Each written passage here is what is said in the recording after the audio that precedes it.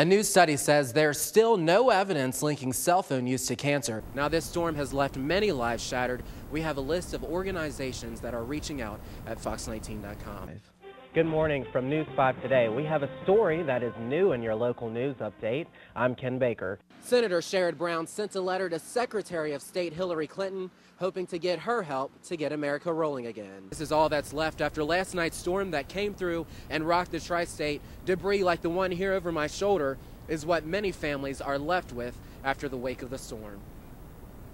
FEMA has added one more shelter to the two that are already in Kentucky. This one is located in Kenton County.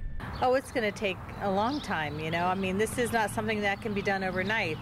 Renee Valfez is a FEMA public officer, and she says that FEMA's mission is simple: to support the citizens. Talk to our representatives one-on-one. It's a little bit easier when you're dealing with someone who has a personal feel for what you're going through. I was really impressed with the listening of the folks here. John Schneider is just one of the folks that is on the road to recovery after one of the EF4 tornadoes blew through the path of his family's life. We're just happy to be alive and happy to be able to repair our damages.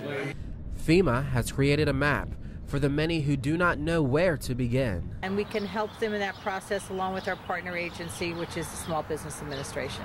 The Small Business Administration is help when FEMA's not enough. Jack Camp with the Small Business Administration says that he feels that today's meeting encouraged the people and showed the government's support for the people. The Business Administration is offering low-interest, long-term loans to help people cover their uninsured losses for the storms here in the area. People, when they register with FEMA, will be referred to the Small Business Administration. For the victims of this storm, this news sheds some new light. But very, very happy with the response from today's meeting. Reporting live in Piner, Kentucky, Ken Baker, Fox 19 News.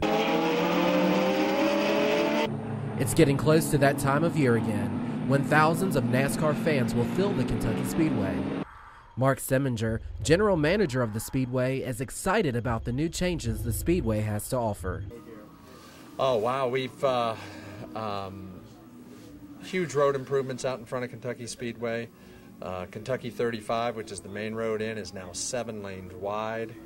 Avid NASCAR fan Rob Harley remembers some of the traffic pains of last year. Last year's parking situation was a mess. I don't believe that they had a professional staff parking the cars. They were leaving too much room. This project has cost the Kentucky Speedway over $500 million. And when asked why all the changes, they said that they owe it to the fans. You know, we didn't hold up our end when it came to traffic and parking, and we know that. And we talked about that, and we made the commitment at that point in time, hey, we're going to get this thing right. The Speedway says that fans won't have to foot the bill for the new facelift, and that gives Rob Harley more to smile about. I think it's a good thing that they kept the ticket prices the same. Improved campsites and expanded roadways are also part of the changes. And one more thing that the fans like is that they can bring their coolers inside this year. From the Kentucky Speedway, Ken Baker, Fox 19 News. A new study says there's still no evidence linking cell phone use to cancer. British scientists with the UK Health Protection Agency looked at hundreds of studies from the past 15 years, and they say there's no definite links of cell phone use to cancer risk, brain functions, or infertility. But scientists say more study is needed to determine the potential long-term effects.